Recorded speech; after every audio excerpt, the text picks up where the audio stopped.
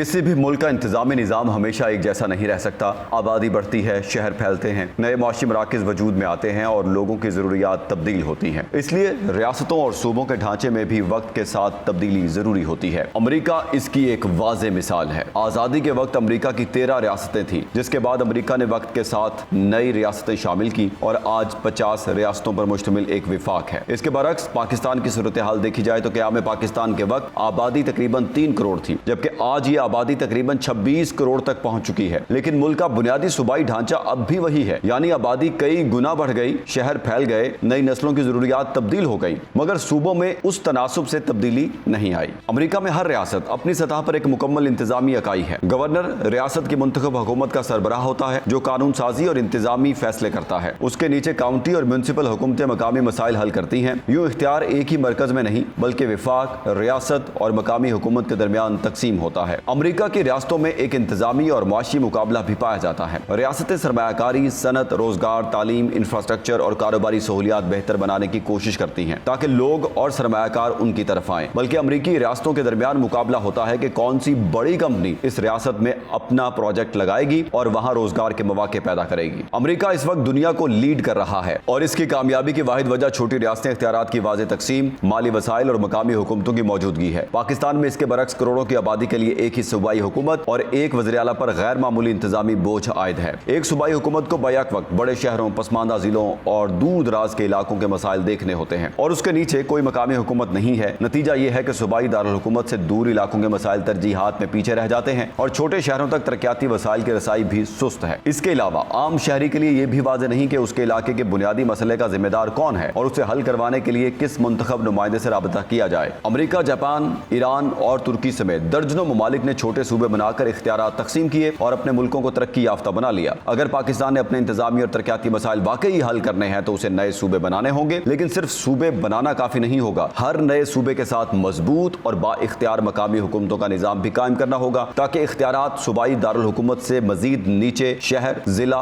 اور union council کی سطح تک پہنچے۔ صوبائی اسمبلی کا بنیادی کام صوبے کی سطح پر قانون سازی، پالیسی سازی اور بڑے علاقائی معاملات کی نگرانی ہو۔ اس نظام کا ایک بڑا فائدہ یہ ہوگا کہ قیادت گراس روٹ لیول سے اوپر آئے گی۔ جو شخص اپنے شہر، ضلع یا علاقے کے مسائل حل کرنے کی صلاحیت رکھتا ہے، اسے مقامی حکومت کے ذریعے سیاسی تجربہ حاصل کرنے اور آگے بڑھنے کا موقع ملے گا۔ پاکستان کے لیے اب سوال یہ نہیں ہونا چاہیے کہ نئے صوبے بنانے کی ضرورت ہے یا نہیں، بلکہ سوال یہ ہونا چاہیے کہ انہیں کب اور کس انتظامی اصول کے تحت بنایا جائے، کیونکہ چھوٹے صوبے بڑے فائدے، اختیارات قریب، انتظام بہتر، عوام خوش، ملک خوشحال، مضبوط ضلع، مضبوط صوبہ، مضبوط پاکستان۔ پاکستان میں نئے صوبوں کے بارے میں آپ کا کیا خیال ہے؟ 92 نیوز کی کمپین کا حصہ بنیں اور اپنی قیمتی رائے کمنٹ سیکشن میں ضرور دیں۔